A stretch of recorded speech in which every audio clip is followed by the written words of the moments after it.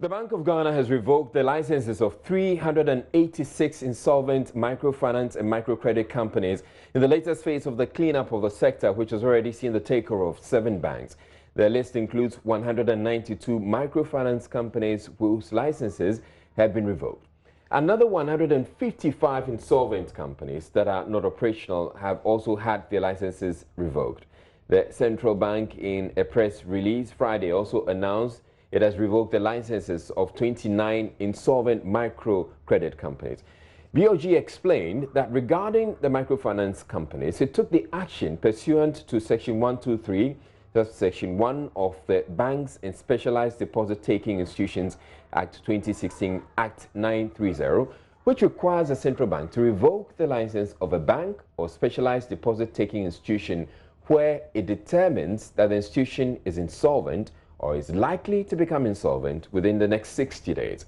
The Bank of Ghana has consequently appointed Eric Nipa as receiver for the specified institutions in line with Section 123, subsection 2 of Act 930. Joining me in studio now is Philip Namfuri, an analyst and researcher with Joy Business, to explain what this all means. Thank you very much, Philip.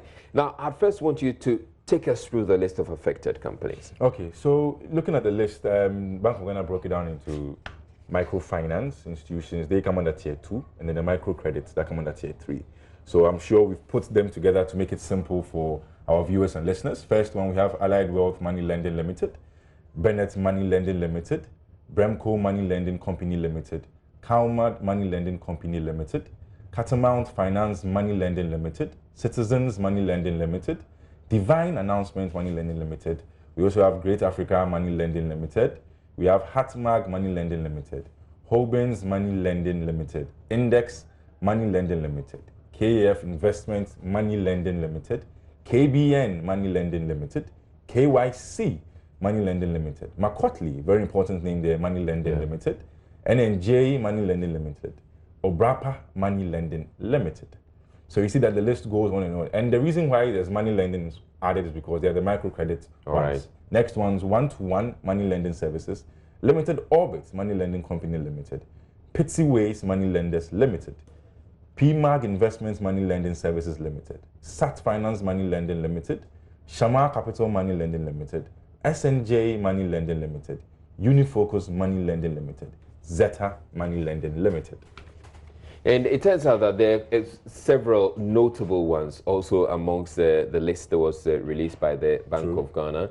And we'll be coming to some of those ones in a bit. So if where we see any of the significant, well, the notable ones, then we'd want to have a conversation about them. But that's what we have on the screen right now. But are there any notable ones that are actually come to your attention? Okay, so from the reading I just did, it was Makotli I was surprised by, because, you know, they have a holding company where they have different subsidiaries, and they've come in the news a couple of times. Yes, for inability to pay back their depositors' funds. But if you look at it, Israel, notable or unnotable, because some of the names I see, they're very interesting names. Yeah. Names that you will not relate with on a daily basis. Names that you will not want to pin to a financial service institution.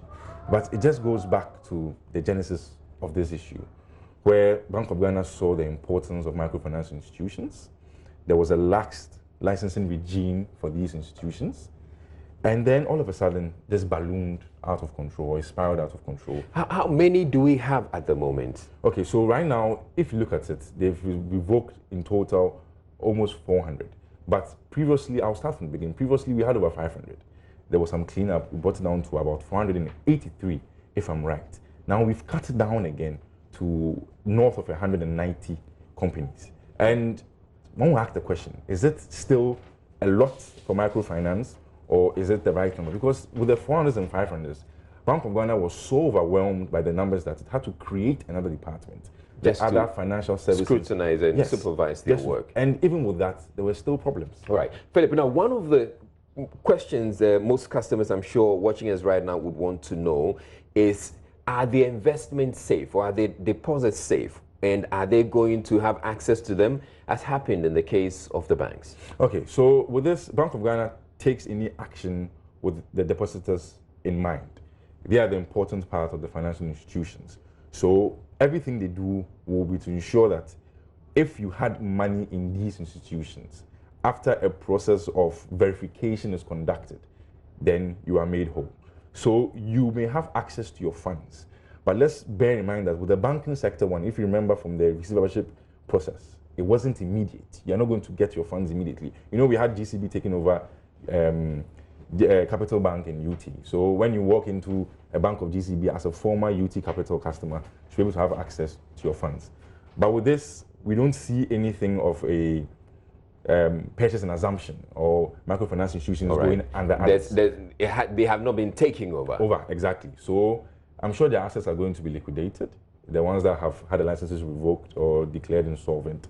And then anybody in there, depositors, creditors, that's anybody who has given money to these institutions, will be made whole. And we should ensure and keep our eyes peeled for this process to ensure that it's done smoothly, it's done credibly. Because there was some news that the banking one was not up to scratch, if I can say so. So we should ensure that this one is done smoothly, it's done properly, so that you and I can be made whole. But what do you anticipate is going to happen? Because I can imagine that the people who would have gotten the announcement now, and I believe they're going to storm the branches or these micro finance companies to try to retrieve their funds, even though at this point it will be too late. Don't you foresee a situation where there may be violent seizures of properties of these banks? Okay, for now, I wouldn't see that, but I would see a certain level of panic in there, because it's not everybody, even with the banking sector issues, there were some who decided that, okay, you know what, Bank of Ghana has its hand over everything, let me sit back, observe. Some also rushed to the banking halls trying to get everything, and it brought about this panic where anybody who had funds in the financial institution became a bit doubtful, because you don't know the state tomorrow. So with regards to liquidation, I would say let's see what the receiver does with the process. All right. But from the investor perspective or the customer's perspective, I expect some panic a bit. But again, Bank of Ghana assures us that all is well and good, and that's why they've taken these measures to ensure that in the long run, there's some stability in the financial sector. Can we anticipate the revocation of further or additional licenses of the microcredit companies and microfinance companies? I will not discount that, Israel, because we saw with the banking sector in 2017 when the UT Capital went down, we were asking questions that we will see more. And then in August of the following year, just like that, we had 5 go down, and it happened again. So there has been a cleanup. The number has been whittled down, but I won't be shocked if I see tomorrow, next week, another bunch of companies have been removed. All right. And we'll be having further analysis on this, on the business segment, which comes up in just about 18 minutes with Sandra Afenu. Sandra Afenu actually will be speaking with Professor Bokping, I believe. Yeah. So do stay tuned in. We'll be looking at the implications on the entire sector as it is. But it also has to be stated that some of these companies, it turns out that 155 of these microfinance and microcredit companies were actually already insolvent. Mm-hmm. And so it was 192 of the microfinance companies that were actually in operation that had their licenses revoked. All right. Okay. Thank you very much, Philip Namfuri. And Philip Namfuri is an analyst and researcher here at Joy Business. Now, moving on, the Births and Deaths Registry has suspended 3 staff after JoyNews expose on the collection of unapproved fees from applicants, including foreigners, to issue them with birth certificates. The investigation led by Kwete Nante highlighted how these foreigners eventually used the birth certificates to acquire Ghanaian passports. Registrar of Births and Deaths, Reverend Kingsley Ado, explains measures that have been put in place to deal with the issue. When the issue broke out, we actually set up our own management investigation team, and we tried to address some of the issues. First and foremost, we realized that most of the guys who were even parading as staff of the registry were really not staff. They were people who would visit the office and frequent the place, and then they would interact with the public and try to extort money from them and use a few bad nuts within the system to perpetrate some of these things. So we actually have put in place some measures to ensure that at least staff are properly identified on the premises. So all staff are now enjoin to wear their designation tags showing their names and everything, and we encourage the public to deal with staff when they visit our premises. Unfortunately, our premises are not too secure. It's very open. We also have tried to get assistance to ward off intruders from our premises. So we are working closely with the security agencies. There are people who have also come to work with us, not as permanent staff, but sometimes they come as service personnel, attached persons, and some volunteers. We have asked all of them whose terms have lapsed to leave their premises.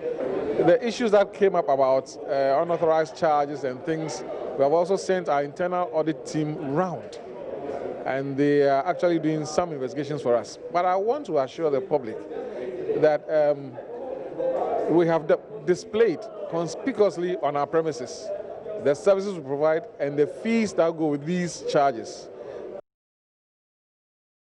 Meanwhile, Parliament's Local Government Committee is expected to invite the Birth and Death Registrar as part of its inquiry into how foreign nationals acquired Ghanaian birth certificates. Now, members of Parliament will contribute to their own pension scheme. That's the assurance from Majority Leader Osei Mensah-Bonsu. This comes on the heels of public uproar and fears that the state coffers will be used to fund that scheme, in addition to the huge sums paid as ex gratia to individual MPs. The condition of MPs after their service to the country has come up for discussion in recent times, with some said to be living in abject poverty. The Speaker of Parliament tasked the House Committee to fashion out a suitable retirement package for the former MPs, most of whom cannot make a return to their professions. Osei Mensah-Bonsu, who is also the Swami MP, however, explains the state will not be required to make any contributions to whatever pension scheme is developed. There is no insurance scheme that is non-contributory. You cannot say that let members enjoy a retirement package when they themselves don't contribute anything. There's no insurance scheme that is non-contributory. So I propose those days that we should be contributing to a scheme. And if we did that, if you are paid a lump sum, a lump gratuity sum, then you will we will perhaps decide that, okay, half of whatever is coming to you should be lodged in that fund. If you come and serve just one term, of course, that will return to you. You will not be continuing.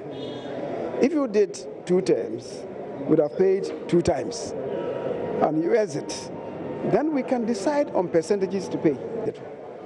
These loans that we contract, you purchase a vehicle for it. Today, members are paying in the region of, I think, 3,000. I'm not too sure. I think 3,000 or 4,000 every month. Cedis dollars? Cedis, right? The amount that we contracted is $80,000. Right? Now, $80,000 in the current terms will be about 400,000. And if you are paying 30,000 or 40,000 a month, or 48 months, you realize that you'll not be able to make it.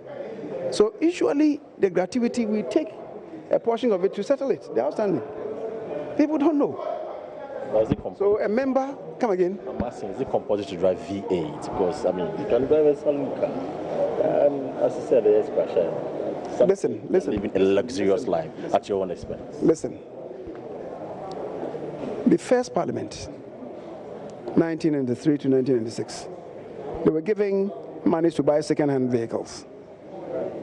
Many of them broke down from Sakumono to Parliament, right? And the excuse was that the vehicles are not in good condition, right? Which explains why, subsequently, we demanded to buy new vehicles. Speaker of Parliament, Professor Michael Quay, has urged Ghanaian politicians to emulate the incorruptibility of the late former NDC National Chairman, Dr. Kwabena Agyei. At a ceremony at Parliament on Friday to enable MPs pay their last respects to the former Majority Leader, the Speaker was full of praise for Dr. Agyei. Dr. Kwabena Agyei, Honorable, was a voice and actor of moderation in our politics at one time. The dichotomy in Ghanaian politics sometimes pain me. We take stands, we are like parallel lines. I think his death should remind us that there is no virtue in that situation. He was not corrupt. I follow Ghanaian politics, and I'm telling you this in public. He was not corrupt. And it's a quality we need for men and women in public life. And when some stand to it, it must be recognized as an example. NDC General Secretary Johnson Esiedun Ketia says Dr. Kwabena J will be remembered for his good deeds. There will be opportunity for us to pay tribute to our leader. And I would not want to spend much time talking about Dr. Kwabena J. Suffice it to say, however, that I've known Dr. Kwabena J for over 30 years. We've worked together. We came to Parliament together and left Parliament together. We have worked together first when he was the chief whip of Parliament. And I happened to be one of the adjunct provocateurs in Parliament at that time. So he needed my services to be able to mobilize. And that was when we became very close. And I've never regretted my working with Dr. Kwabena J. As fate will have it, when he was made Minister of Agriculture, I was made Deputy Minister of Agriculture. And we worked together there too. And then when we left Parliament, he decided, he called me and said he wanted to be General Secretary of the party. I also told him I wanted to be General Secretary of the party. So we had to come together to, seek consensus. And that's how come I proposed to him that he should be National Chairman, and I'll work under him again as General Secretary. The MPs have also been eulogizing the former majority leader. He was, I would say, a man of many qualities.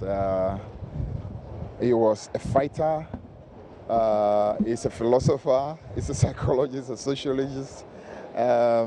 He's a very down-to-earth person. I mean, one of the most down-to-earth persons you can ever meet.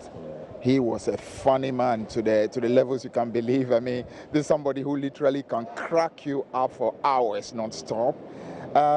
He's very, he combines so many things together. I mean, for me, and what fascinated me most about him was his ability to move across generations. He was far more older, but when you see him among us who are far more, almost young enough to be his children, you hardly would know. I mean, he basically is a great guy. Dr. Kwabena J had ownership of his convictions. And when he believed it was right, he was uncompromising with those convictions. As we bid him farewell, Ghanaians will remember him, that under him, a forestry master development plan was initiated for this republic. Under him, ticks were harvested to support the electrification program of our country. I had the privilege to work with him as his national youth organizer, then with Chairman of Kuswan Kofo and some of my colleagues who are here. We worked hard, and we successfully won the 2009 elections. We're taking a break here on JoyNews Prime, but still ahead, police in Tesano retrieve decomposed body from the Odor drain on Friday, bringing to 4 the number of people believed to have died in recent floods. So the operator of the excavator just pulled out the decayed body. And then demonstrators marched through the Volta region capital to protest what they described as a collapse of the national health insurance scheme in the region. We are dying, you know. People are losing their job out of this. So we are pleading with the government so that, like, it just comes to our aid. They should. And then in business, we bring you further analysis on the latest revocation of the licenses of financial institutions by the Bank of Ghana and what it means for the industry as a whole. Stay tuned in.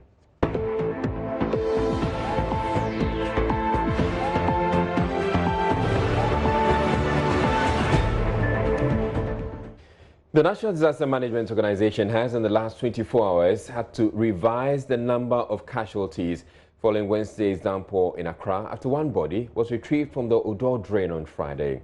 Though NADMO, as of Wednesday evening, said no deaths had been recorded, Friday's retrieval brings to 4 the number of lives lost so far between Wednesday and Thursday. The decomposing body was pulled out from the Aveno section of the drain by personnel from the Tessana police. Latif Idris has more. The police is here and the operator of the excavator is now trying to bring out the body that is already decaying in the Odo. Wow. So the operator of the excavator just pulled out the decayed body and already someone is vomiting over there. She just can't withstand it. And she's throwing up. She's throwing up just at the sides of the body and the stench that is emanating from it.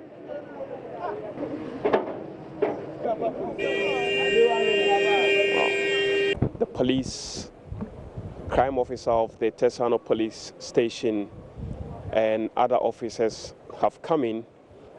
And already as we are having this report, the rains are coming down again. And we cannot say with confidence if the city of Accra is safe. Latif Idris, JoyNews. 13-year-old girl allegedly defiled by 2 people, including the Dikro of Freso in the Busme Freho district of Ashanti region, is still bleeding and unable to walk properly. Relatives of the Class 5 pupil say they cannot afford treatment at the hospital, though the girl continues to bleed from her genitals and a severe abdominal pain. My colleague Oheming Teria visited the family home at Freso and filed this report. With a piece of cloth around her, the teenager, who looked helpless after enduring many hours of lying down, decides to sit on a student mattress in the open. She looked on in anguish as her mother, supported by her siblings, roast Gary in 2 big pans. The pattern of her difficult breath could be read closely with the movement of the cloth. The family says her condition keeps worsening by the day, since suffering the ordeal allegedly in the hands of the chief and the taxi driver. She still bleeds, and I'm worried the blood looks dark.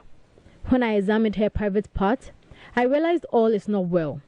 I get her to sit on warm water repeatedly for some relief. There's a foul smell from her private parts, which makes me uncomfortable. She's too young to go through this. 47-year-old widowed mother, Mary Adakwa, and her children depend on the benevolence of people to augment the little income she makes from doing menial jobs. Feeding the children means thought of taking the defiled girl to hospital is no option.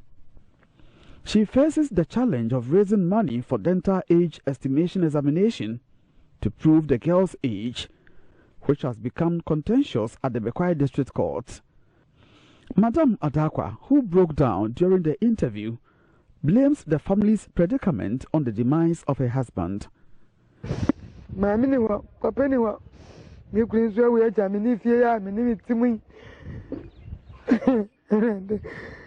I fetch and sell dry bamboo sticks for a living. I have nobody to support me. My husband is dead, leaving me with the kids. When I get orders, I can make 80 Ghana cedis in 2 days. I can make 150 Ghana cedis from bamboo sales every 2 weeks. Unfortunately, I make losses when I invest in the pomade business.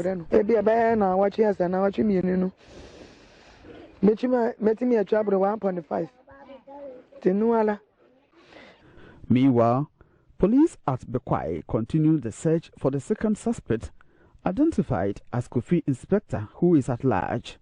The Odikro is, however, on court bail after being arraigned last week.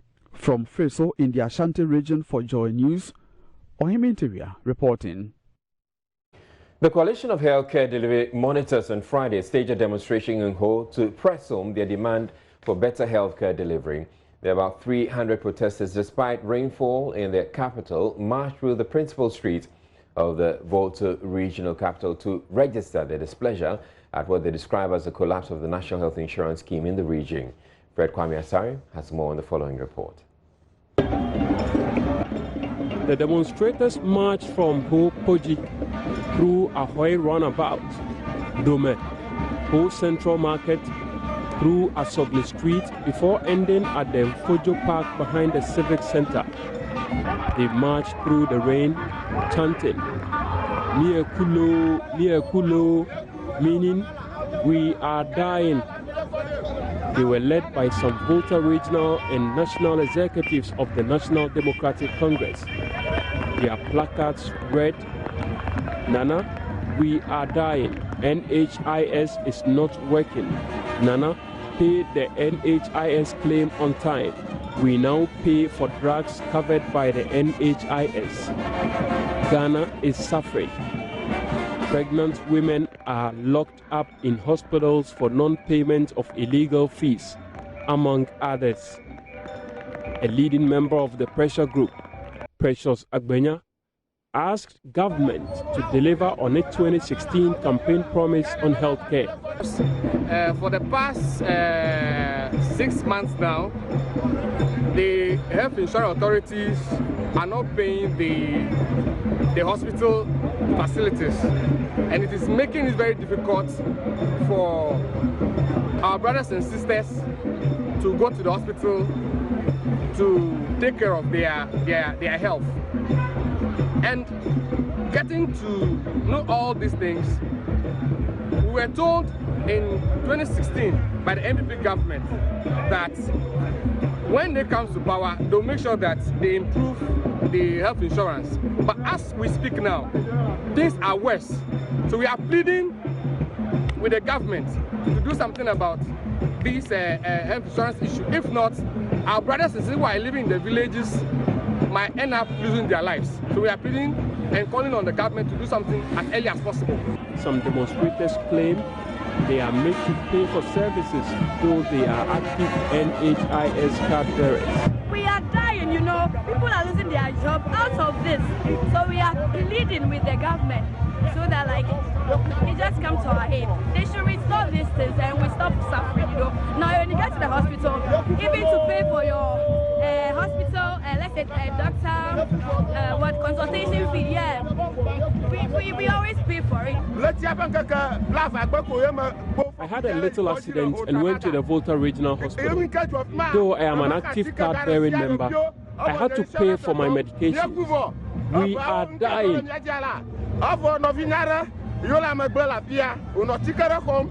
A relative had been paying about 300 Ghana cedis for a medication here in the region, but he was given the same medication for free when he visited a facility in Accra.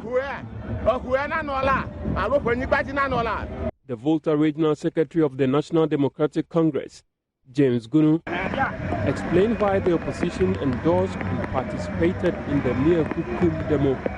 We endorse this demonstration to send a strong signal to the authorities that all is not well with the scheme in the region. They need to, as a matter of urgency, take this scheme to the emergency ward, make sure that they put it under intensive care for survival. Because whether you are a farmer, you are a teacher, whether you are fisherman, politician, a police officer, or what have you, a journalist. We all need to stay in good health. The Volta Regional Director of National Health Insurance Authority, Joseph Homenya, debunked allegations by the group, indicating the scheme is working. It's unfortunate that such thing will happen, and I don't want to believe that, because no facility will turn you away because health insurance is not paying. I'll be happy if such facilities can be mentioned to us, and then we'll narrow down on that facility and deal with them, because we have a contract with them. And from what everybody is saying, or what I've just enumerated, you can see that health insurance is doing far better than in the past. Fred Kwame Asari's report for Joy News. The authorities at the Castle Road Special School inside the Accra Psychiatric Hospital say they are resolved to equip students with intellectual and developmental disabilities with vocational skills. It's been affected by the lack of teaching and learning materials and skill-specific teachers. The second part of this special feature on inclusive education, JoyNews' Komladon speaks to head teacher of the school, whose commitment to running this place on personal funds is taking a hit. It's time for a personal hygiene exercise, and among the students is the turn of these two to wash and do some cleaning. It takes time, but the school's matron supervises the washing exercise. There are bigger issues here which complicates the situation for this school. Headmaster Frederick Amejaka, who has been here for the last 15 years, says they've had to turn away new special students because of a lack of accommodation and adequate infrastructure. We need less accommodation. Because now education is not getting down to the people, and so parents are coming in to seek admission for their children. But when they come, we don't have the facilities to admit their children, so we then have to get them back to their home. The numbers keep dropping. We have 38 of them in the school. Probably we have about 72, but most of them have been discharged, come back to their parents. So we have 38 of them now in school. We have those from the children's ward, they are about 60 in number. Then adult, they are scattered in the whole adult wards. We take them through activities from Monday to Friday. We have social studies, artwork, reproductive health and sexuality, music therapy, pre-vocational skills, then also dealing with activities. This is a school registered under the Ghana Education Service. But beyond sending teaching and learning materials occasionally, the Education Service has done very little to keep the place running, school authorities tell me. So we don't get funds from the GS, but they rather give us school uniforms, teaching learning materials, chalk and all those things. But ever since I've been here, there's no fund that have come to the school. Yes. So how is the place run? Yeah, I use my personal money. And if it's beyond me, I don't normally do it at all. Yes. With the current state of the Castle Road Special School, it casts doubts over Ghana's commitment and ability to meet the Sustainable Development Goal 4, which projects to ensure inclusive and equitable quality education and promote lifelong learning opportunities for all by 2030. The goal also seeks to ensure gender equality and inclusion. In 2015, the government of Ghana completed the development of an inclusive education policy together with the Inclusive Education Monitoring Tool, Implementation Plan, and the standards or guidelines. The inclusive education policy is guided by 4 objectives: to improve and adapt education and related systems and structures, ensure the inclusion of all learners, particularly learners with special educational needs, promote a universal design to learning, learner-friendly school environment for enhancing the quality of education for all learners, and promote the development of a well-informed and trained human resource cadre for the quality delivery of inclusive education across Ghana and ensure sustainability of the implementation of the policy. According to the policy, under no circumstance should a person with special educational needs be denied admission into a public and private institution. Learners with special needs should receive equitable treatment. The classroom environments should be well organized, equipped, and age-appropriate furniture, well illuminated and ventilated. Sadly, the situation here does not reflect any desire to ensure this school gets the required provisions to promote quality of care for these special students. Director of the Special Education Division of the Ghana Education Service, Amina Ichan, told JoyNews when contacted that her office has activated procurement processes to get some teaching and learning materials to the school, but failed to give timelines. They can wait. After all, they've been without funds for 34 years. But the most affected in this circus will be these students with intellectual and development disabilities who have a right to quality education. But sadly, that right has been elusive. Komla Adum, JoyNews, Accra. Now that's the situation with the Castle Road Special School inside the Accra Psychiatric Hospital, but the conditions of some of the wards at the mental health facility can best be described as inhabitable. Inmates are housed in some dilapidated structures, and these pictures captured by Enimwa Enimado sums up the situation there.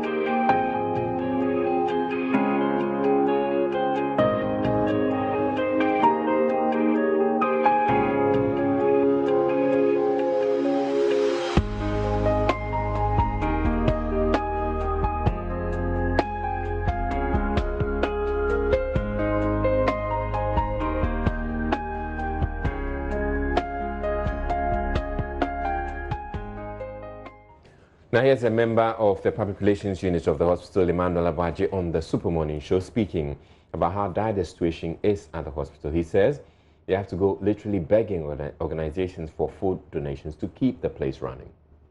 We sat down and put in a plan. Okay, see, we'll go and beg for food. We'll go and beg for medication.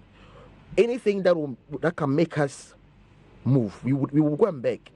We will literally have to go and, Charlie, this is what we need. How can you help us? That's how, when you were saying rice, I received a notification on yesterday on our page, on the PR page, and I started calling people who could help us get rice.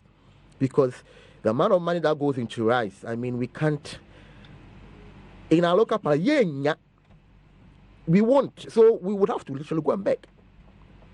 So we sat down, okay, so aside the begging, what else can we do? Let's try and rehabilitate some of the few places we can. So we will do fundraising dinners, and some people came on board, like the GRA, and some people came on board and they started rehabilitating some of the places which could be habitable enough for patients. Usually the maximum you get is washrooms. That one year, the maximum they can go, because when you look at the structure and then you want to really rehabilitate the whole ward, I mean, most people come and then they promise us and they leave. People come, use our names, raise funds, and they chop their money. The money doesn't come. People come, they bring letters. Medical director, we want to do this in your name. We want to help you. And they go out there, they organize the program, they get the monies, and they're not picking our calls. Mercy. So you come in there, we are trying our possible best to make systems work.